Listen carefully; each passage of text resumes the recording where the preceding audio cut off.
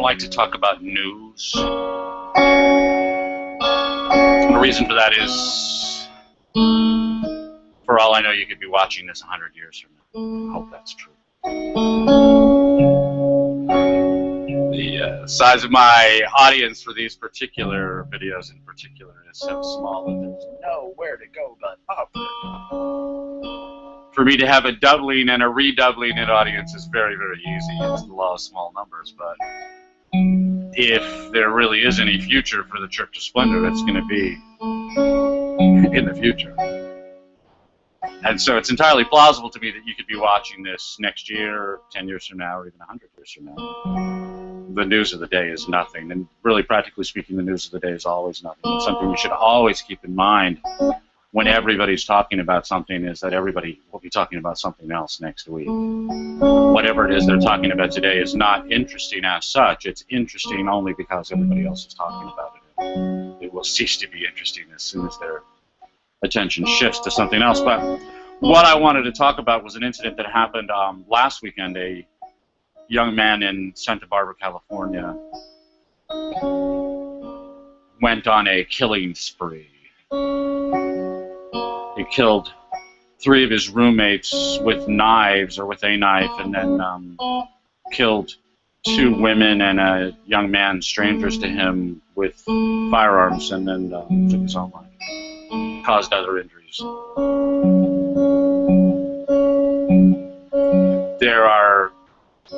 This is a recurring story. The reason that I don't like to talk about news is because most news stories are recurring stories. In other words, you'll see the same stories over and over again. There'll always be some novelty that you'll be able to use to convince yourself that there's something special or different about this one, but there really isn't.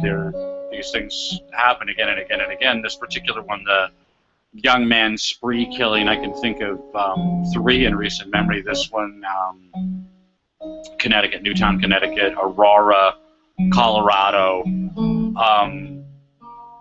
Every 18 months or so, there's a story like this. And I don't mean to be jaundiced about this or cynical, but at the same time, it's important to recognize that things that happen cyclically really are not news. That the trees are budding and flowering, and soon they will be bearing fruit. This is wonderful news if you have an orange tree in your backyard, but it's not really news to your neighbors, because that's what orange trees do. And it's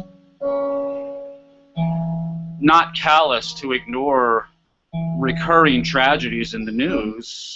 It's practical, because these things are going to recur, and if all you intend to do about something like this is, pay attention to it briefly and then put it back out of your mind, then why do anything at all? You're not really doing anything, so why be involved in it? There's another reason why I don't really care about news except as a way of understanding things, and that's why I want to talk about this. Even despite myself, I want to talk about this, because the particular incident was used as being representative of a whole lot of things that it was not representative of. In fact, what unites all of these spree killings, what unites all of them, is that the young man involved is insane. That it's the actions of a madman, and the actions of a madman are indicative of and portentous of nothing. They do not tell you anything about how normal people are going to behave, because we're dealing with an abnormal person.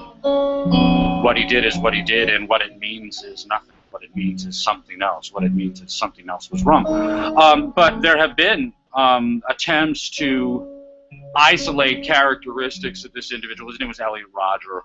To isolate characteristics of him that allegedly are proxies for understanding something, for getting a grip on civilization, for understanding what's really going on in the world. So the one that popped out for me first was somebody acknowledged that Elliot Roger is a child of divorce, and that a factor that unites young male spree killers is that they are all products of divorce. They all grew up fatherless, and frankly, if you dig a little deeper, you'll find out that the divorce or the fatherlessness, the disruption in the family, was particularly momentous in these young lives, more momentous than it might be in others. But that's one proxy factor that people want to seize on, is that spree killers are the product of divorce, and that is, as far as I know, that's uniformly true. Another one that will pop out all the time is that they are lifelong victims of psychology, psychiatry, social work, guidance, counseling. They are the product, the hand-molded products of the academic therapeutic state, that the state is in the process of becoming one vast hospital that everybody is considered to be diseased by being alive. And these young men were latched on at a very young age by this psycho-industrial complex, this academic conspiracy to turn everyone into a patient so that the physicians and hospital staff have plenty of paychecks and pensions to look forward in their future. But that's another common factor for these young men, is that they are lifelong victims of psychiatry. In the same respect, they're all lifelong victims of pharmaceutical cocaine, drugs like Ritalin and Adderall, prescribed to them by these shrinks to cure them of masculinity. In the psychotherapeutic state, boys are defective girls, and the defects in defective girls can be corrected with pharmaceuticals. Somebody made a great big point of drawing attention to the fact that, with I think one exception, all spree killers are male. They are. All spree killers are male. An enormous number of suicides are male. Armed robbers, overwhelmingly male. Soldiers who survive, soldiers who die, soldiers who survive with really bad injuries, soldiers who are good leaders of men, soldiers who successfully execute their battles, their campaigns, their wars, they're all men. And if you want to simultaneously decry the fact that men are better killers than women while you are insisting that women cannot be denied battlefield roles in the military, then you're making an absurdly contradictory argument that spree killers are men and killers of all sorts are overwhelmingly men, and whether you think the killing is bad or good is a matter of your interpretation. But if there's killing to be done, people, bugs, the guy who's going to be hired for the job is going to be male. So the fact that spree killers are male, yes, it's absolutely true. They're male, they're products of divorce, they're victims of psychology, they're victims of pharmacology. What else do we find in their lives? Well, they're overwhelmingly victims of bullying. That every young man suffers a certain amount of taunting and bullying. That women get their own share of this, but they really don't understand what boys get and how much of it they get and how unrelenting it can be and how vicious it can be, particularly if you are the ideal goat. And everyone is sometimes the goat, but there are some boys who are always the goat. So, young male spree killers are always the goat. In consequence, they spend enormous amounts of time alone. They live lives of solitude.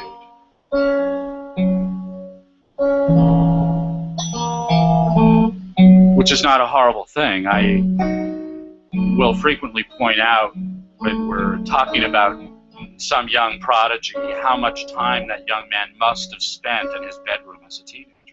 I was this guy. I was a teenage photo geek, and I was 9-10 hours in the darkroom every day, every night. I didn't sleep. I waited for everyone else to go to sleep and for the sun to go down so I could turn my bedroom into a darkroom and keep it that way all night long.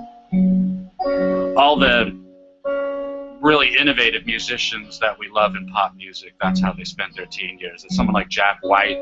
Why does Jack White look like such a nerd to this very day? Because he was a nerd as a teenager. He was alone in his bedroom making music for 8, 9, 10 hours at a time. Any time that somebody wasn't pushing him in a schoolroom or making him do chores or whatever, he was in his bedroom making music. And that's why he makes such incredible music today, because that's the way he spent his teen years.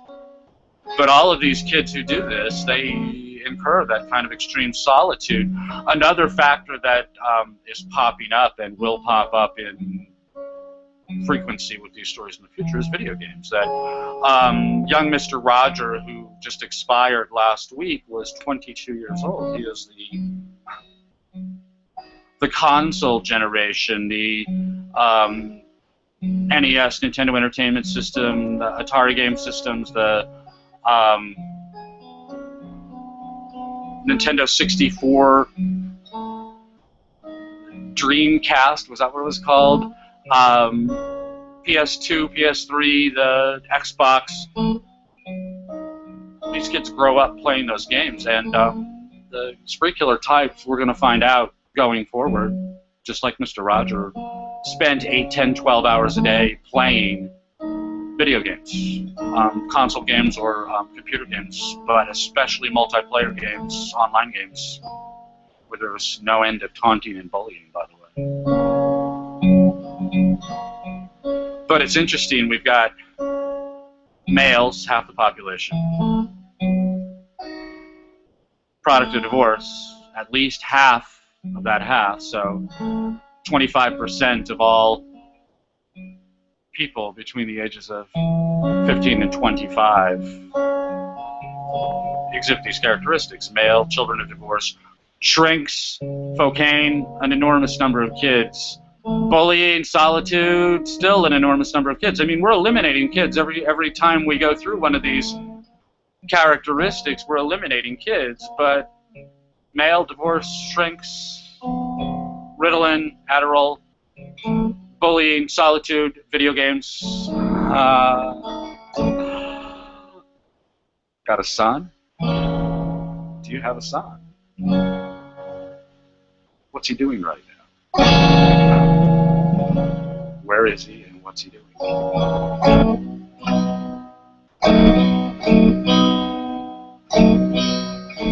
A spree killer is an extreme outlier. We're talking about all of these proxy characteristics, but obviously there are hundreds of thousands of men, young men, between the ages of 15, 20 to 25 right now who have all of these characteristics. That they are male, obviously, they are the product of divorce, they come from broken homes, they have been inflicted with shrinks all their life, they have been drugged all their life, bullied, find their only peace and solitude and play online role-playing games all the time. Hundreds of thousands, maybe.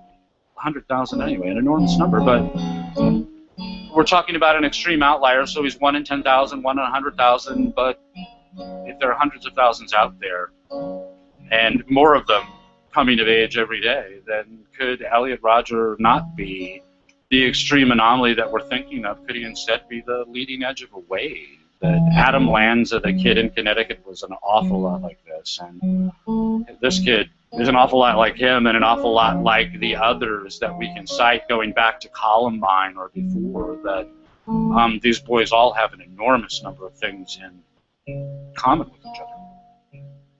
And the things that they have in common with each other, they have in common with an awful lot of other boys, awful lot of other young men.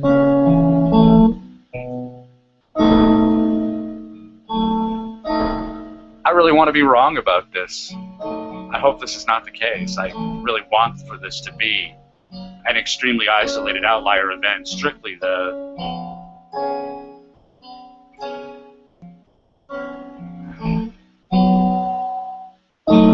system failure, the systemic crash of a madman, and not something we can expect to see more of. The response to this event and the response to all of these events is instructive. And first, because it's also temporary, and second, because it's also hysterical. An event like this is big news, and big news is a hobby horse. It's a chance for someone to hop on and to latch onto it and turn themselves into the news, or try to turn the focus of attention to themselves and away from whatever the event is that everyone else is concentrating on. And so our sisters, the victims of feminism, jumped all over this with the idea that, yes, all women are the targets of Mr. Roger, and that, yeah, by implication, yes, all men are monsters. Mr. Roger is a monster, and that he wasn't just a monster, he was a misogynist monster, and that's a debatable point, and the fact of the matter is 4 of his 6 victims were male, so his misogyny was certainly out of balance, but The real deal is a crazy man in Santa Barbara killed 7 people, including himself. That's what really happened. Nothing happened to all women, and nothing was done by all men. And this is a totally invalid generalization, but what's really sick about it is that it is the attempt of the women who did this, their attempt to draw attention away from this awful tragedy and to focus that attention on themselves, to say, I got a boo-boo too, therefore you should be crying for me. And whether or not they have boo-boos or whether or not their injuries are sufficient to warrant some kind of appeal for sympathy, which of course no man would ever do. Any man who did that would be denounced, bullied into a silent solitude for behaving like a woman, behaving like a child. But whether or not your injuries warrant somebody else's sympathy, they certainly don't warrant it in this circumstance. This was a completely puerile, childish display on the part of the women who did it, but it's also a vicious attack in the form that they claim they're defending themselves from. By denouncing all men, they are engaged in the same kind of hasty generalization that women would immediately jump on. Someone say, all women do this or all women do that.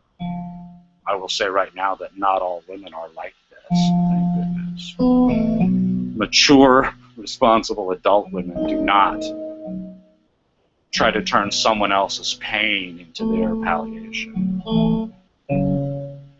But it's interesting anyway, this idea of men as monsters, because we've got one guy in California who killed 7 people, another kid in Connecticut who took out a dozen, maybe, I don't remember. We have isolated incidents involving a small number of victims, and any number greater than 0 is too many, but isolated incidents involving a small number of victims, and we have by now, since 1973, 55 million legal abortions in the United States. You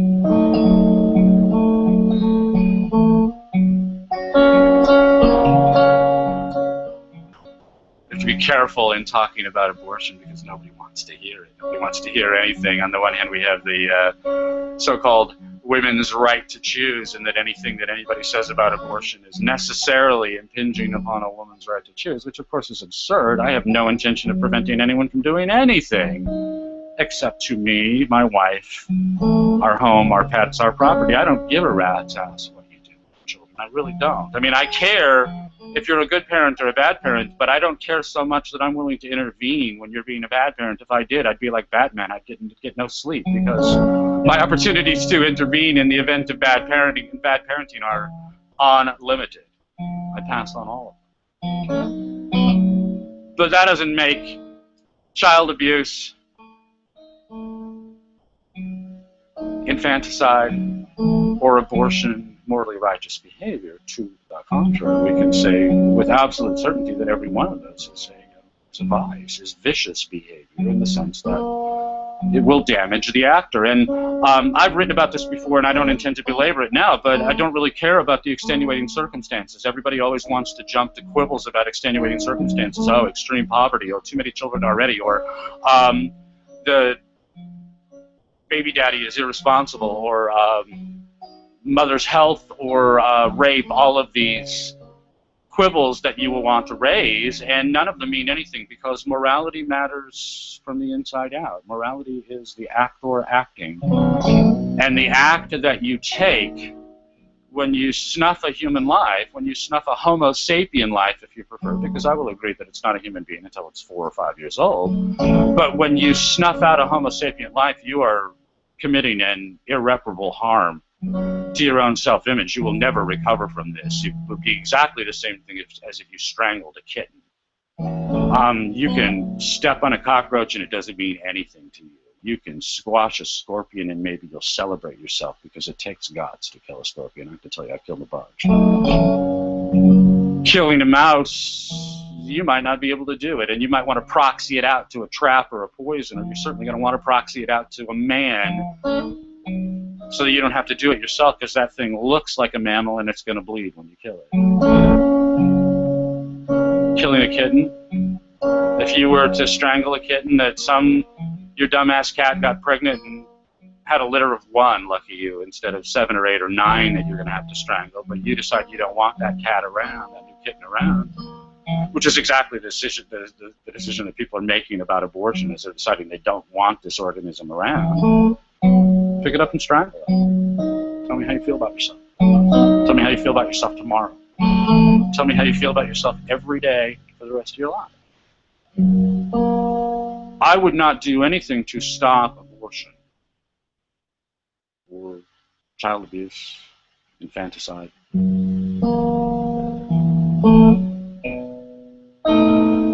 My feeling is that someone like Joe Arpaio, Maricopa County Sheriff Joe Arpaio, the toughest sheriff in America, that someone like him is a greater peril to my own life, freedom, prosperity, than a bad parent is misusing a child. And children are being misused all over the world, and I'm not doing anything about it anywhere. My own child being abused by someone else, a niece or a nephew or some other blood relative, or some child that I happen to love, particularly love, then I might intervene. But otherwise I don't, and you don't, and nobody does. And I'm going to impose the same moral standard for abortion, that if you decide to abort your child, you're committing a moral harm. You're committing a vicious act that you will never recover from. This will haunt you to your grave. You will never, until you lose human consciousness, you will regret doing it. That this is one of those things that should be avoided at all costs, if you can avoid it in any way. If you really are starving and you have to do it, if the child really is going to kill the mother and you have to do it, then you have to do it. But even then, the emotional pain that you will suffer as a result of doing this will be so much worse than strangling a cat, and you will never recover from it. But it's interesting to me because 55 million abortions, more than half of all abortions performed in any given year are performed to women who are having their first abortion. There are women who have killed more people than Elliot Roger. They've killed more than 7 babies. But the majority of abortions in any given year are performed on women who are having their first abortion, and that is kind of interesting because what that implies is that something over half of 55 million of those abortions were to unique women, and that on the order of 25 million women or more living now, still alive, 25 million American women have voluntarily killed a baby. And I can think of all kinds of things that are monstrous. Certainly what Elliot Roger did was monstrous. 6 innocent people are dead because the one person who really wanted to be dead couldn't kill himself first. He had to kill 6 others first. That's monstrous. Raping children of their money and telling them that they're getting free health insurance, that's monstrous. Lying to old people and telling them that even though they're on welfare, that it's their money and that it'll never ever stop, that's monstrous. Encouraging simple people from Central and South America to make a 1,000-mile trek to the U.S. border to rush across the border before the United States changes its immigration laws, and then to put those people, to dump them in bus stations with no place to go, no money to get there, no idea where they are, how to get there, what to do, just dumping them in bus stations. That's monstrous. But if there are degrees of monstrousness, strangling a kitten would be a very monstrous act. And exterminating a human baby, not a human being, not capable of human cognition, not capable of ratiocination and fonderton, won't be for years, but genetic Homo sapien, identical unto you in every genetic respect. Us. More us than a cat. Definitely more us than a kitten. And 25 million or more women now alive in the United States have successfully committed that monstrous act.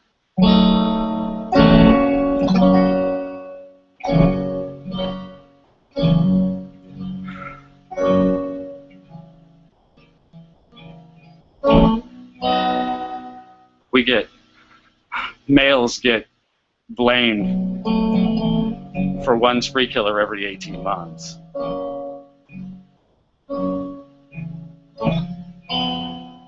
And some woman is killing her baby every 18 seconds.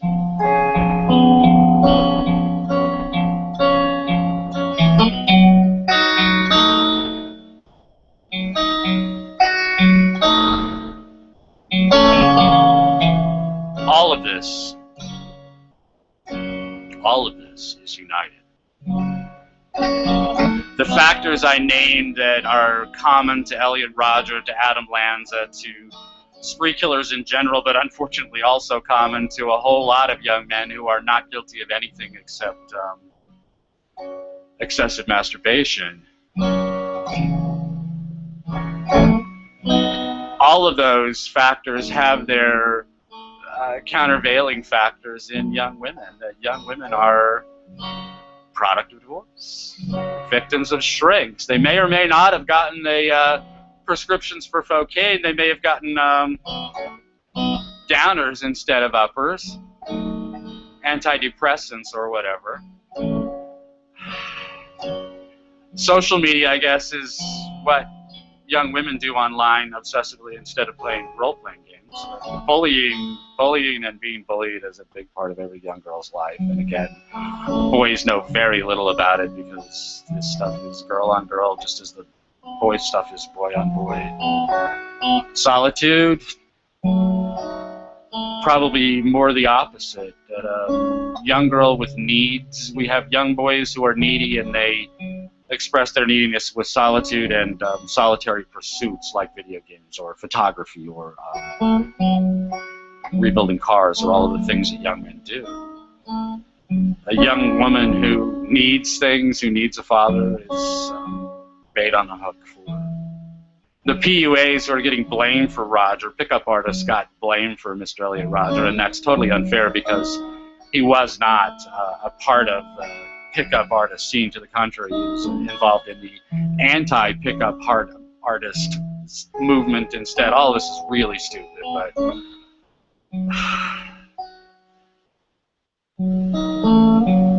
the girls that pickup artists pick up are Elliot Roger's sisters. They are the girls who are the product of these broken families. And these are exactly the same girls who are eating all the Cheetos and putting on all the weight. This is another expression of their neediness, but their neediness is not going to express itself in solitude, but to the contrary, in way too much of the wrong kind of company. But these girls are just as messed up as the boys. They're just messed up in different ways. And we can see that in the yes all woman response, that this is an expression of childishness. When a child wants attention, he gets it by pretending to be in pain. Children get attention by crying, and originally the crying is an actual authentic expression of want, of suffering, of some sort of discomfort. Dirty diaper, hunger, loneliness, whatever. At first that crying is authentic, but the child learns very, very early. The earliest bit of poetry that a child learns is how to cry to get attention, how to cry to get its needs met. And this is the survival strategy of children, is using pain as a weapon. Using pain to whip people into doing what you want them to do. And this kind of childishness, whether expressed by boys or girls, is a product of fatherlessness. That what we have, to the extent that we have young people who are really lost in the world, who are really not thriving in the way that earlier generations of American children have managed to take root and thrive in the gardens that we cultivate for them. Our children now are not thriving. To the contrary, they don't marry, they don't have children, they are obsessively overweight, they are sexually promiscuous to the point of to the point where it ceases to be human sex. It's much more like animal sex, indiscriminate and frenzied.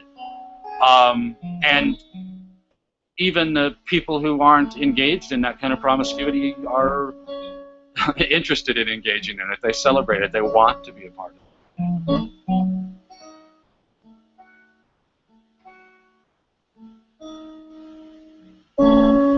If there's a difference between hell and Hakkasan, between the nightclubs that young people congregate in, I can't imagine what it might be. This has got to be what hell looks like, a dark, loud place where everyone is inebriated and no one is self-responsible. But this is what we have delivered our children to, that we robbed them of their fathers, the moral leaders of their family. They grew up in families where moral leadership was catch as catch can, haphazardly executed by a mom who was already overwhelmed. She had too much to do already. It's not her job anyway, and it's not what nature has outfitted her to do in the family. But even if she wants to do the best job possible, she still can't manage to get it done because she's got too much else to do. And meanwhile, the person who nature did outfit to do that particular job, to take children from the age of reason on and to raise reasonable, self-responsible human beings, that job belongs to the father. And we have a vast generation of children who have grown up without fathers, where before children growing up without fathers would have been rare and there would have been plenty of other fathers to jump in to fill the gaps. Now there are no fathers. The children who are lucky enough to have fathers at home all live in gated enclaves where everybody has a father at home. And the children who don't live in those gated enclaves live in neighborhoods where nobody has a father at home. Where if there's an adult male in a household, he's temporary and everybody knows it, especially him.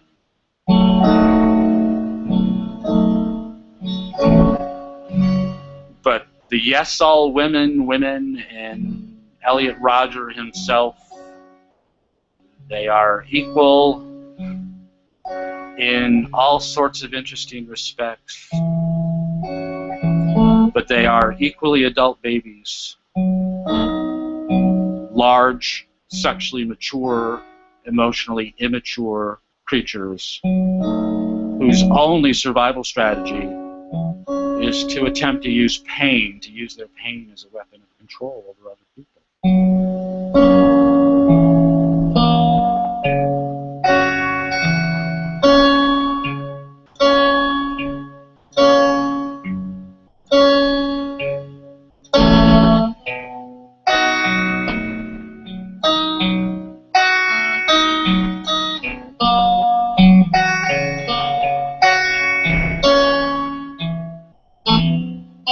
A baby cries, anticipating results. The baby believes that crying will result in the palliation of its needs, whatever they are, whatever it wants. It thinks it's going to get it by crying that way. This is very much dog-like pattern matching in the sense that the child has no idea that he could actually be in a circumstance where there is no one to respond. The child cries, anticipating a mother's quick response or a father's quick response, that someone is going to jump on that grenade right away. And the child does not know that he could be sitting in his little tabletop rocker, sitting on a pub table on a deserted island, and there is no one who can come to respond to those cries because there's no one. The child is all alone. The child doesn't know that could happen. Fortunately, it almost never does happen. But if it did, what would happen? What would the child do? What would the child be able to do in his own behalf? And the answer is nothing. He would cry himself into a lather. He would cry himself into exhaustion. He would cry himself to sleep. And when he woke up, he would cry and cry again until he cried himself to sleep. And eventually, the sleep would end in his death. Half a day, day and a half, certainly not 5 days. And that's all. And if we have a generation of young people out there, wave after wave after wave of young people after them, because they're all being raised this way now. If we have a generation of young people out there who really don't have any way of solving their own problems except to cry about them, I predict they won't be the only ones crying.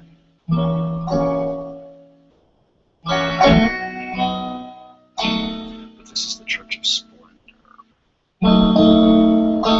And as much as I might lament and decry the bad things that go wrong in the world, really, ultimately, the bad things that go wrong in the world go wrong because you make them bad. You make them go wrong. You make them that way. So my answer to young people everywhere, young people of all ages, including as old as me, my answer is father yourself. Psychology, psychiatry, academics, Marxists robbed you of your father. They did it deliberately. They wanted to destroy the family because the family is the last remaining redoubt against the uber state, against the all-powerful totalitarian state that doesn't have to worry about you having someplace else to go. Family is the last redoubt against that kind of governmental hegemony, and that's why they're destroying it. That's why they robbed you of your father, and that's why they rob everyone, every child of his father. This is not a necessary consequence, and I'm talking to fathers about it. I'm writing a book about that right now. I'm finishing it up now. But the fact of the matter is, if your father was stolen from you, there's nothing you can do about it now. That ship has sailed. You grew up without a father, and if you're missing anything that you should have had from him, you need to provide it for yourself. And so father yourself and get on it. Figure it out. Work it out. When you find yourself doing self-destructive things, figure out why and do something different instead. When you find yourself opening that next bag of Cheetos, try to figure out why it is that you're doing it and do something else instead.